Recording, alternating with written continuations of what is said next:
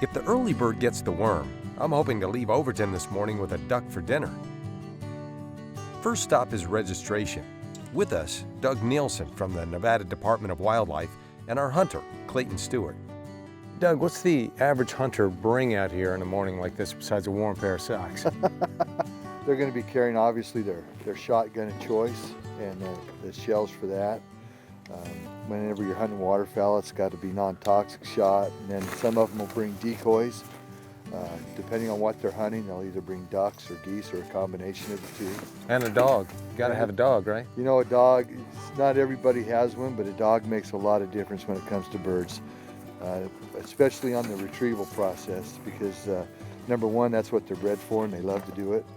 And but it also makes your hunt a little more successful, right?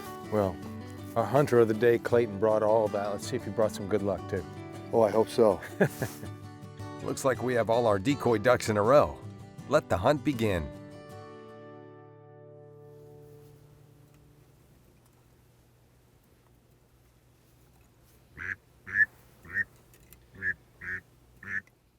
The sun is finally out, and we try to keep ourselves warm in this hunting blind. Guys come out here early to get their spots. How does that whole system work? Well, it is. You know, they have to check in an hour and a half before legal shooting time, and that's to make sure that, number one, everybody with the reservation is here, and then if there's some no-shows, people who don't happen to have a reservation then can come in as a standby. How many spots are out here available? It's in excess of 30 blinds when you take into consideration pond blinds, flooded bulrush checks, and then some field blinds. One of the big things is we use an assigned blind system so that you are assigned a specific location, you're expected to hunt there. And the blinds are located so the fallout from the shot won't endanger another hunter. Duck hunting season runs from early October until the end of January. Hunters must have state and federal stamps on their licenses. And what about if you shoot? How many can you shoot? Is there a limit to that? Yeah, there's a limit every year. There's 7 birds. So, and that bird configuration varies from year to year. Clayton has been hunting in Nevada for 21 years and duck hunting for 10. He's also a professional photographer and artist. When did you first get into duck hunting? Well, I first got into duck hunting probably when I was about 19 years old. My family's always been into big game hunting. My dad took me out, probably about 19, and showed me the ropes, and then he never wanted to go out with me again. So, kind of a miserable sport unless you really, really love it. So kind of found a passion for it. Clayton's experience is not getting us any dinner, so we might need to step up a notch here and bring in the king of duck calls, me. You're gonna place your top lip right here, right in the middle, bottom lip below, or basically just press the bottom lip right against there. And you're just basically gonna talk into it. So you wanna use your throat, kind of come from the gut a little bit, so you're gonna make like a rumble. So you're gonna basically talk. So a lot of people just go, you don't wanna just blow, you wanna talk into it. So you're gonna go wee, wee, wee.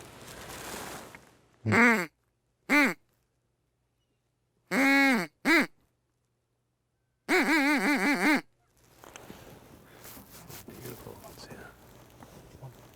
You sound better than him over there. Clayton's not having much luck this morning, and since I'm experienced now that I've been out here about 2 hours, he's put me to work. Oh,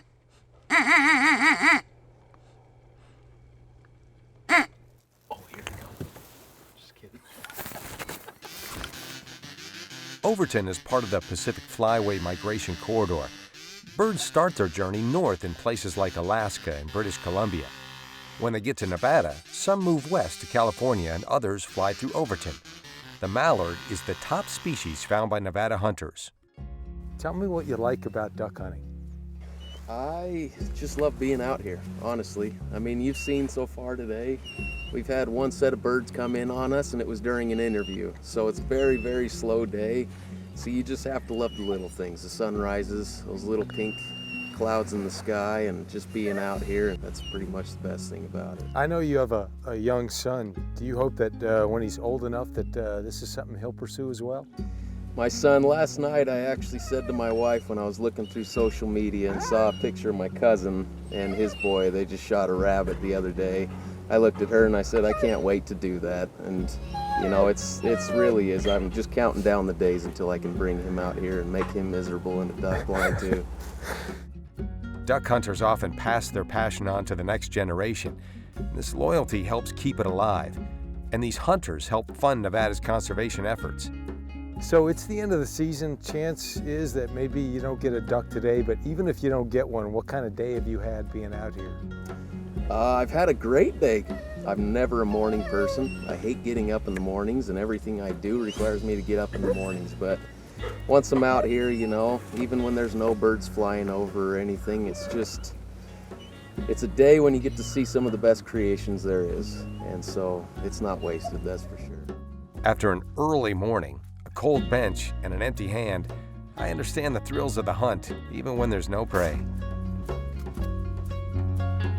Well, no ducks for us today, but as Clayton and Doug will be the first ones to tell you, anytime you're outside, it's a great day in outdoor Nevada.